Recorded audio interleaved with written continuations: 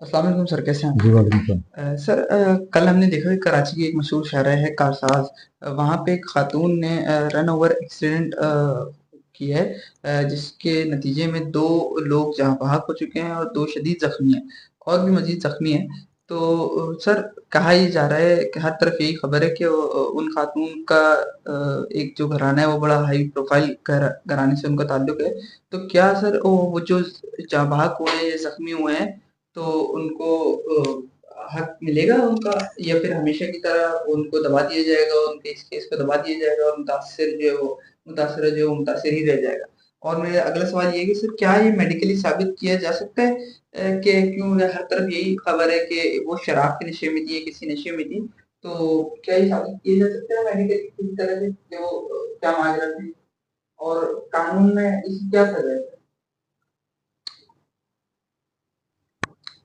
Actually ये जो run over accidents होते हैं, जिसको हमारी ज़बान में medically road traffic accidents RTA कहलाते हैं, वो बाज़ दफ़ा कॉग्निजेबल होते हैं। कॉग्निजेबल मीन्स के that has to be reported to the police, ताकि उसको मज़ीद इन्वेस्टिगेट किया जा सके और पॉइंट ऑफ गिल्ट या गिल्टी जो भी हो रन ओवर करने वाला, उसको चार्जेस फ्रेम उस पर किए जा सकें और प्रॉपर ट्रायल उसका किया जा सके, ताकि विक्टिम को उसका हक मिल सके जहां तक इसके ताल्लुक है। अब इन ऐसे केसेस, ऐसे एक्सीडेंटल केसेस जिसके अंदर रोड ट्रैफिक एक्सीडेंट्स होते हैं, उसमें जो जो इम्पोर्टेंट पॉइंट होता है कंसिडरेशन का, वो ये देखना होता है कि क्या ये एक्सीडेंटल एलिमेंट था या ये इंसिडेंटल था।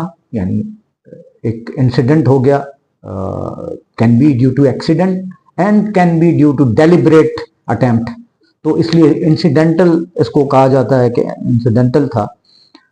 तो उसमें ये क्लू देखना कि हिट एंड रन वाला जो एलिमेंट है वो डेलिब्रेशन के साथ था, इंटेंशनल था, वॉलंटरी था या इनवॉलंटरी था, या एक वन टाइम इम्पल्सिव था, या ओवर स्पीडिंग थी, या फिर कोई मैकेनिकल टेक्निकल फॉल्ट था, या और कोई सडन, बाद दफा होता है हार्ट अटैक हो जाता है किसी को और वो जाके घुस जाएगा और रन ओवर हो जाएगा।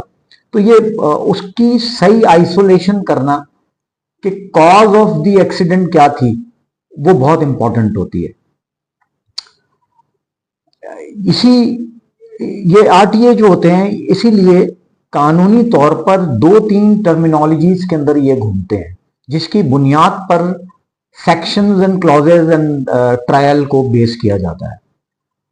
उसमें जो एक्सीडेंट्स अल्टीमेटली कल्मिनेट करते हैं इनटू फैटेलिटीज, फैटेलिटीज लाइक डेथ, उसको हम कल्पेबल होमिसाइड कहते हैं। जो जो जो टर्म्स ऑफ द लॉ है, कल्पेबल होमिसाइड कहते हैं, जिसके अंदर अगर खुदा न खास्ता डेथ वाकई हो जाती है।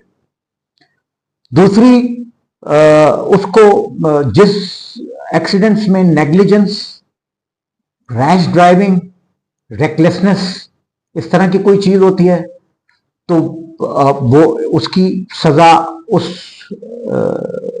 कल्पेबल होमिसाइड से अलग है। वो एक अलग डायमेंशन की एलिमेंट्स होते हैं, उसकी जो सिवियरिटी है वो जरा कम देखी जाती है। तीसरे नंबर पे इसी तरीके से ग्रेव एंड ग्रीवियस इंजरीज है जिसको लिया जाता है। इन सब की दफाएं फिर डिफरेंट है। अगर आप कल्पेबल होमिसाइड डेथ को लेते हैं तो वो 304 सेक्शन 304 लगता है उसके ऊपर। और अगर 304 से हटकर अगर आप जाते हैं रेकलेसनेस या नेग्लिजेंस के ऊपर, तो 304A लग जाएगा उसके ऊपर। सिमिलरली 337A अगर इंजरी हुई है, इन एडिशन टू कोई लोग इंजर्ड हुए हैं, तो 337A लग जाएगा। और अगर कोई ग्रेव ग्रीवियस इंजरी अगर हो गई है तो 338 लग जाए। तो ये सेक्शंस, मुख्तलिफ सेक्शन क्लॉजेज उसके ऊपर लगे हुए हैं, जो जैसे जैसे अवामिल आएंगे सामने, जैसा जैसा इन्वेस्टिगेट होगा और रिपोर्ट होगा, वैसे ही चीज जो है, वैसे ही सेक्शंस जो हैं उसके ऊपर लागू होंगे। अब रही बात यह कि कल जो एक्सीडेंट हुआ उसमें गालबन एक बच्ची थी आमना आरिफ, जो इकरा यूनिवर्सिटी में ट्रेनी थी किसी डिपार्टमेंट के अंदर, और she was hit by A women name Natasha, और वो अपनी एक लैंड क्रूजर गाड़ी पे थी और ये बच्ची अपने बाप के साथ जो है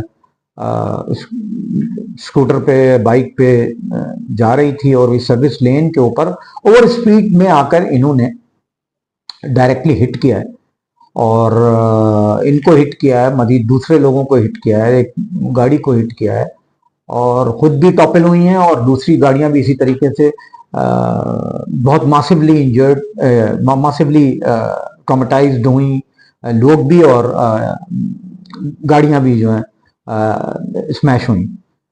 इनकी गाड़ी भी अपनी टॉपल की है। ऐसी सूरत के अंदर जब इतनी हिट ओवर इंजरीज जो होती हैं उसमें बचने के चांसेस इसलिए कम होते हैं कि इम्पैक्ट बहुत ज्यादा होता है। इस गाड़ी का भी इम्पैक्ट इतना था कि गाड़ी टॉपल हो गई और साथ में जितना फ्रंट व्यू है उसका वो ऑलमोस्ट स्मैश्ड है। सिमिलरली दूसरी गाड़ियां जिसको इन्होंने जाके हिट किया और जिस तरह बाइक को हिट किया, जो कि अब क्लिप्स भी अवेलेबल हैं, तो वो बता रहा है कि बहुत रैशनल नेग्लिजेंस बेस्ड ड्राइव थी जो इनकी गाड़ी जिस तरीके से आके उसने हिट किया है एक नॉर्मल जाती हुई मोटर बाइक को, और उसके बाद फिर जो मजीद और गाड़ियों को उन्होंने अपने साथ ले लिया। अब बात यह है कि इस पूरे इवेंट के अंदर एट द साइट जो है वो बच्ची भी मर गई, उसके वालिद का भी इंतकाल हो गया, और जो बाकी 3 4 5 आदमी जख्मी हुए वो अलग। तो वो उनको कहते हैं कि वो she was trying to run away, लेकिन लोगों ने उनको हैंडल किया और ultimately she was blocked and was handed over to police. Police को दे दी गई। बहादुराबाद पुलिस स्टेशन उनका लगता था, पुलिस ने उनको कस्टोडियन ले लिया था। लोगों का कहना यह है कि गालबन वो नशे में थी या कोई ड्रग थी, या क्योंकि ऐसी हालत में जिस तरीके से उन्होंने हिट किया वो एक नॉर्मल आदमी एक सर्विस लेन के ऊपर इतनी तेज चलाने का मजाज नहीं होता है। मतलब he can not take that much risk. इतनी भारी गाड़ी जो कि जिसके हॉर्स पावर जो है वो एक हाई लेवल की गाड़ी, हाई प्रोफाइल कार है, और वो उसको चलाना एक फीमेल बर्डन में इट्स डिफिकल्ट टास्क। उसके ब्रेक लगाना, उसके एक्सेलरेशन डिसेलरेशन, ये सारी चीज़ें उसकी डिफरेंट होती हैं उस गाड़ी की। खैर रिगार्डलेस, तो इन्होंने उसको हिट किया और अल्टीमेटली जो है वो एक्सपायरीज हुई 2 और 4 6 इंजर्ड हुए, और वो सब उधर चले गए। ये गिरफ्तार हो गई, इनको टेम्पररी पुलिस ने होल्ड कर लिया। उसके बाद जो है जो इस वक्त जो सिचुएशन है वो ये है कि कुछ डिक्लेरेशन इनके जो वकला आए, और वकला ने जो अभी डिक्लेरेशन दी है तो उन्होंने कहा है कि शी वॉज लाइक उनका दिमागी तवाज़ुन सही नहीं है, और जो अभी तक फ्रेमिंग आई है कि उनकी दिमागी तवाज़ुन सही नहीं है। तो अगर दिमागी तवाज़ुन सही नहीं था तो फिर वो ड्राइव कैसे कर ली थी, उनके पास लाइसेंस कैसे था, वो कितने अरसे से ड्राइव करती आ रही हैं, इससे पहले कौन से हॉस्पिटलाइज थी, किस हॉस्पिटल के अंदर थी, किस डॉक्टर साइकेट्रिस्ट के अंडर में काम करती थी। ये बातें वो वकीलों की हैं, ये हम उसके ऊपर बहस नहीं कर रहे। हम बात कर रहे हैं कि ऐसे केसेस के अंदर जिसके अंदर ये सस्पिशन हो कि ड्राइवर जो था वो अंडर इंटॉक्सिकेशन, किसी ड्रग या अल्कोहल के अंडर वो था इंटॉक्सिकेटेड, तो उस सूरत में हम उसको कैसे आइसोलेट करेंगे मेडिकली। तो मेडिकली जो है ऐसे केसेस के अंदर जब हमें पता चलता है कि इसका एग्जामिनेशन करना है, तो एक जनरल फिजिकल एग्जामिनेशन से लेकर ड्राइवर के और उसका BAC कहते हैं कि ब्लड अल्कोहल कंसंट्रेशन के लेवल को देखा जाता है। ये इसके लिए ब्रेथ एनालाइजर्स होते हैं जो आप उससे कर सकते हैं। आप इनके लिए ब्लड टेस्ट होते हैं जिससे आप इसका ड्रग एंड अल्कोहल के असेसमेंट कर सकते। यूरिन टेस्ट होते हैं इसके सलाइवा टेस्ट हैं, इसके फिजिकल एग्जामिनेशन है। और बाकी है कि फिजिकली आप जब इनका मेडिकल एग्जामिनेशन कराते हैं तो साइन ऑफ इंटॉक्सिकेशन जो होती हैं उसके अंदर गेट है, उनका चलने का स्टाइल क्या है, स्लर्ड स्पीच है, प्यूपिलरी डायलेटेशन हैं, एंड इसी तरह अल्कोहलिक ऑर्डर्स आ रहे होते हैं मुंह से, सांस के अंदर जो है बदबू उसके अंदर आती है। तो ये जाहिरी एलिमेंट्स होते हैं जो इंटॉक्सिकेटेड के हो जाते हैं। अब रही बात ये कि क्योंकि एक मासिव इम्पैक्ट का एक्सीडेंट हुआ था, इनकी गाड़ी भी टॉपिल हुई और दूसरों की गाड़ियां भी टॉपिल हुई, तो जस्टिफाइड रीजन ये है कि ऐसी मासिव इम्पैक्ट के अंदर देयर आर चांसेस के जो जिसकी गाड़ी टकराएगी उस पर भी उतनी एनर्जी की इम्पैक्ट पड़ेगी। तो अगर at the time of accident जब उनको यानी उनको जब इवैक्यूएट किया गया या बाहर निकाला गया या वो बाहर निकली, तो अगर वो थोड़ी सी स्टूपरस थी या ऐसी कंडीशन थी जिसको सस्पिशन देता हो अल्कोहलिक या किसी ड्रग का, तो एक बात मेडिकल पॉइंट ऑफ व्यू से जरूर याद रखनी चाहिए कि देयर आर चांसेस कि ऐसे मासिव इम्पैक्ट में विदाउट बायस एंड विदाउट, अगर मैं बिल्कुल इम्पार्शल होकर जुमला बोलूं तो एन मुमकिन है कि कॉन्कशन इंजरीज बहुत सारी दफा होती हैं। काउंटर कू मैकेनिक्स के तहत ब्रेन जो है अपनी कैलवा में आगे पीछे घूमता है जिससे एक काउंटर कू होते हैं। आप अक्सर जो है रेट्रोग्रेड मेमोरी लॉस हो जाती है ऐसे पेशेंट्स के अंदर, अनकॉन्शियस हो सकता है, वो बिल्कुल डिजी हो सकता है, डिजीनेस उसको हो सकती है, उसके अपना कोई कंकशन बेस्ड उसकी इंट्रासेलुलर ब्लीड हो सकता है, इसलिए उसको भी। तो पहले जो चीज इंपॉर्टेंट होती है किसी भी एक्सीडेंट के अंदर, रिगार्डलेस ऑफ ये कि मुजरिम कौन है, वो होती है मेडिकल ट्रीटमेंट। तो ये ऐसा नहीं होना चाहिए कि अगर कोई एक्सीडेंट होता है और उसके अंदर कोई मासिव इंजरी होती है तो आप ह्यूमन क्राइटेरिया उसका ये है कि आप दोनों चीजों को मॉनिटर करें, आप उसकी हैसियत को भी देखें कि अनलेस एंड अनटिल प्रूव है कि इसने डेलिब्रेट हिट करके मर्डर किया है तब तो बात समझ में आती है। लेकिन अगर वो कल्पेबल होमिसाइड है या मैन स्लॉटर है, ये सारी वो टर्म्स हैं जो इस्तेमाल होती हैं कानून में और उसी बेस कर ट्रायल और सजाएं होती हैं। मैन स्लॉटर है, रेकलेस ड्राइविंग है, नेग्लिजेंस है, ये बात की बात है कि प्रूफ करना कि क्या हुआ था और क्या सजा दी जाएगी और कितनी पेनल्टी लगेगी इसके ऊपर, ये सब बात की बातें होती हैं। तो मेरी नजर के अंदर अगर किसी लोगों का ये सस्पिशन भी है कि वो जो थी शी वॉज ड्रग्ड और शी वॉज लाइक थोड़ा सा स्टूपरस थी, तो ये बात मद्देनजर रखना चाहिए कि उनकी गाड़ी भी टॉपल हुई थी, उनका भी उतना ही बड़ा इंपैक्ट हुआ था, उनका भी स्मैश हुई थी, रिगार्डलेस के वो नशे में थी या नहीं थी। उसका क्राइटेरिया हमने डिफाइन कर लिया कि ऐसी सूरत में पुलिस का काम है कि with in 2 hours of the accident ये फिजिकल एग्जामिनेशन एंड ये अल्कोहलिक BAC जो एग्जामिनेशन है ब्लड अल्कोहल कंसंट्रेशन का, ये जो है एग्जामिनेशन जो है हो जाए, उसी उसके अंदर हो जाए।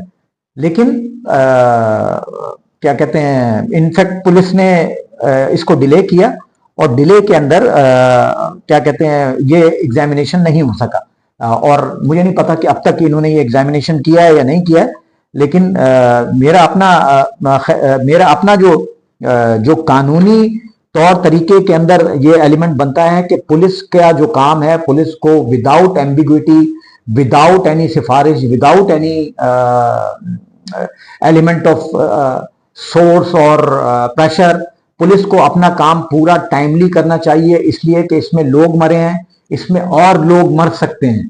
तो ये मुमकिन नहीं है कि 4 आदमी या 2 आदमी अगर किसी उसमें डेथ उसके ऊपर गए हैं तो पुलिस जो है जो सस्पेक्ट पकड़ा गया एट द साइड, जो ड्राइवर इंजरी का एलिमेंट लेकर जिस ड्राइवर ने ये मैन स्लॉटर या sort of a murder intentional या तो ये जब तक आइसोलेट नहीं हो जाए कि ये जो एक्सीडेंट था ये वाकयातन एक्सीडेंट था, उस वक्त तक पुलिस को अपनी कार्रवाई के अंदर जो है वो ये सारे एलिमेंट्स को सामने रखना चाहिए, ताकि जो ग्रीव फैमिली है, जिनके मरे हैं, जिनका नुकसान हुआ है, उन लोगों तक जो प्रिंसिपल लॉ है, जो प्रिंसिपल जस्टिस है, वो पहुंच सके।